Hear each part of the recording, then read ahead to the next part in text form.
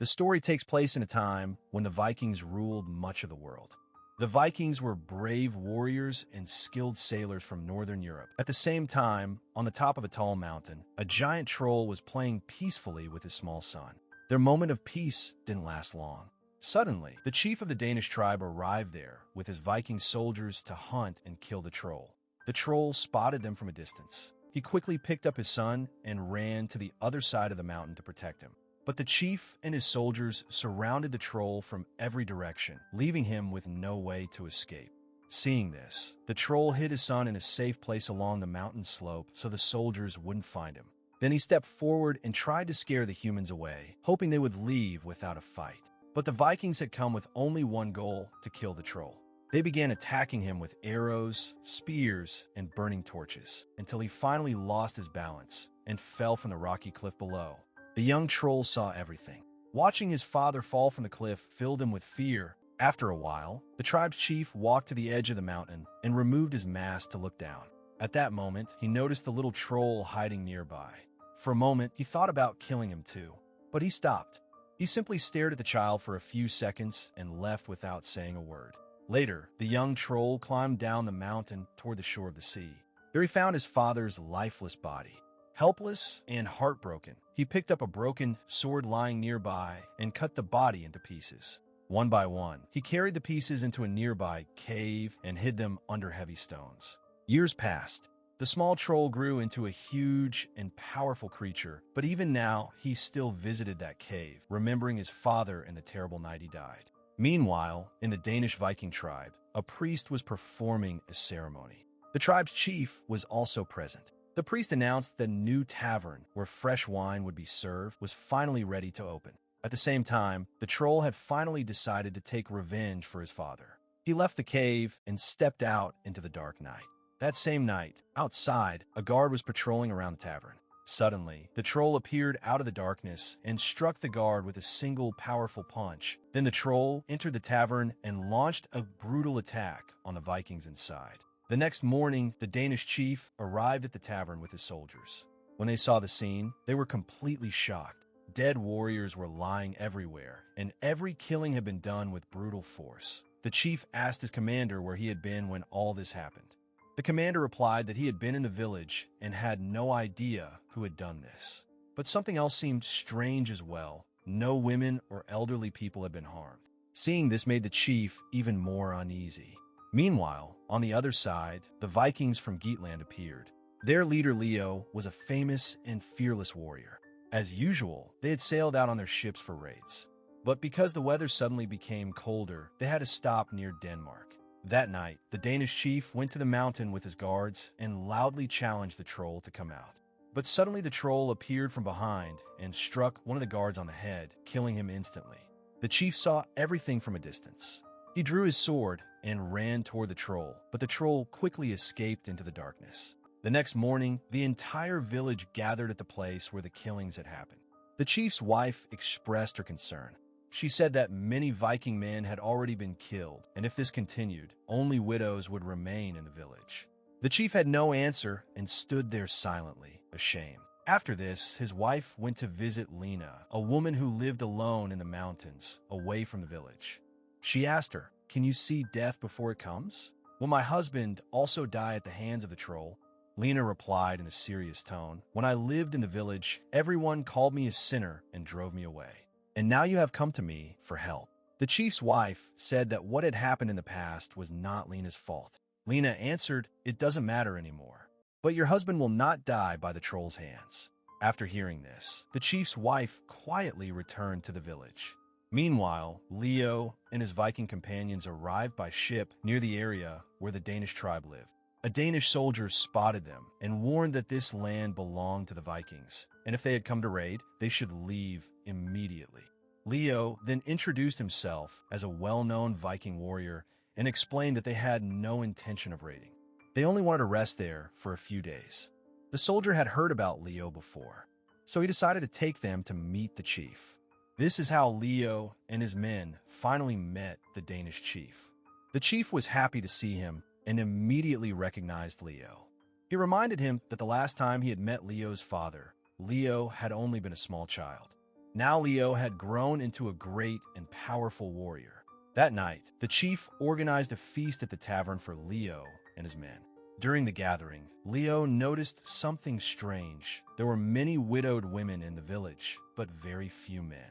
The chief then told Leo about the night attacks carried out by the troll. Hearing this, Leo said that he and his companions would stay there and face the troll themselves. Later, the chief and the villagers returned to their homes, but Leo and his warriors stayed in the tavern along with a few Danish men. At midnight, the troll arrived outside the tavern. First, he smelled the priest, then began checking whether the warriors inside were local Vikings or foreigners. Inside, Leo and his men realized that the troll had arrived. However, the troll soon understood that the warriors inside were not locals. By the time the Vikings rushed outside with their weapons, the troll had already disappeared into the darkness. The next morning, the chief said in surprise that no one had been killed that night. Leo explained that the troll had urinated on the door and run away. After this, Leo and his men went into the hills to search for the troll, but they couldn't find him anywhere. Disappointed, they returned to the village. Later, Leo went to meet Lena, who lived near the mountains. Leo told her that he wanted to know how many people would die in the battle between the troll and the Vikings. Lena replied that the troll would eventually be killed, but many Vikings would die as well. She also said that the people there were facing the consequences of the cruel things they had once done to the troll. Lena warned Leo to stay away from the conflict, but Leo returned to prepare for battle. Later, Leo privately asked the chief, "Has the troll ever killed a woman, child, or elderly person?" The chief replied that the troll only targeted Viking men. After hearing this, Leo pointed out that the troll had never harmed innocent civilians. The chief then revealed something from the past. About 20 years earlier, Viking soldiers had killed a troll. Perhaps that was the reason this troll had returned to seek revenge. That night, Leo and his warriors once again waited for the troll inside the tavern. When they suddenly heard heavy sounds outside, they rushed out with their swords ready, but the troll was nowhere to be seen. Disappointed, they returned to the tavern, while the troll quietly slipped away and returned to his hidden cave. The next day, Leo met Lena again and asked how the troll could be killed. Lena advised him to take his men and leave the area, but Leo refused to give up. He was determined to face the creature. Lena brought him into her cabin and began predicting the future using an ancient method with bones. Suddenly, a deep roar from the troll echoed outside. Leo immediately rushed out.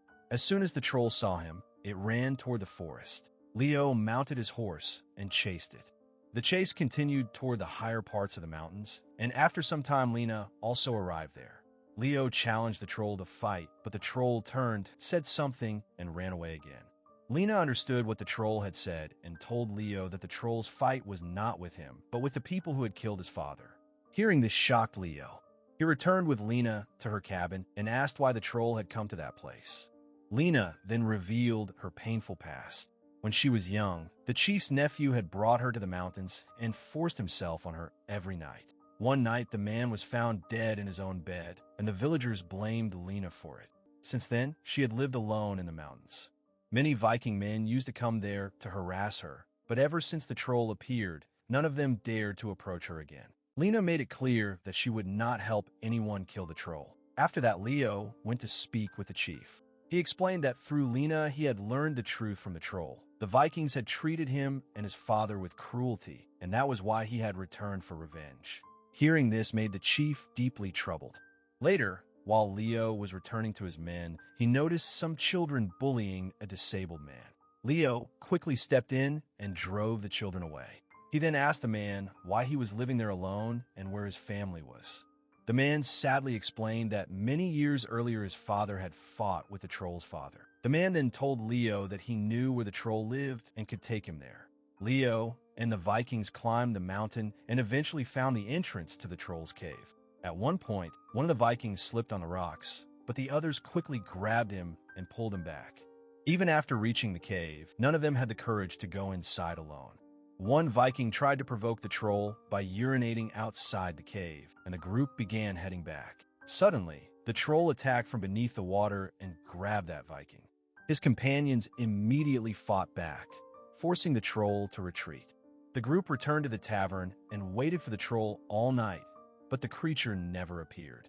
The next day, Leo discovered that the troll had killed the disabled man who had shown them the cave. Furious, Leo and the Vikings returned to the cave. Inside, they found strange objects scattered everywhere. One Viking even broke the skull of the troll's father and insulted it by urinating on it. The troll was not in the cave at that time, but when he later returned and saw what had been done to his father's remains, he became furious. That night, while the Vikings were sleeping in the tavern, the troll entered and attacked them. He killed the Viking who had broken his father's skull. Leo immediately fought the troll, but the creature's strength was far greater than his. During the fight, the troll tried to escape through the roof, but Leo grabbed his leg and trapped his arm with an iron chain. As the other Vikings attacked, the troll made a desperate decision. He cut off his own hand to free himself and ran toward the sea. However, he could not go very far and soon collapsed on the shore and died. Moments later, an unseen force dragged his body into the sea. The next day, the Vikings held a funeral for their fallen warrior. Leo confronted the chief and said that he had only told half the truth. The chief finally admitted that the Vikings had killed the troll's father without any reason. Leo replied that because of them, an innocent creature had died. That night, the Vikings hung the troll's severed hand in the tavern and celebrated their victory. Later, Leo met Lena again. She told him that the troll was gone. She revealed that many years earlier the troll had once come to her, but after that he never returned. As Leo and Lena talked, they slowly grew closer. But that same night, another troll approached the tavern. This troll was the mother of the one who had been killed. She entered the tavern and slaughtered the Vikings inside. At the same time, a young boy came to Lena. When she saw him, she quietly left with the boy. Meanwhile, the Vikings believed the troll was still alive and went searching for it. Near the shore, they discovered another dead body.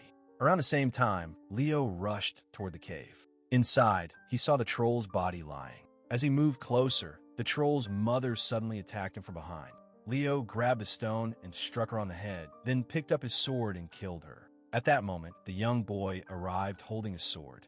When Leo saw him, he understood the truth. The boy was the son of Lena and the troll. Leo lowered his weapon. Later, Leo returned and told the chief that the both troll were dead. Before leaving, he met Lena and warned her that if the villagers discovered the boy's identity, they would kill both of them. Because of this, Lena decided to leave the village with the boy. In the end, Leo built graves outside the cave for the troll and his mother. From a distance, the troll's son watched everything with tears in his eyes.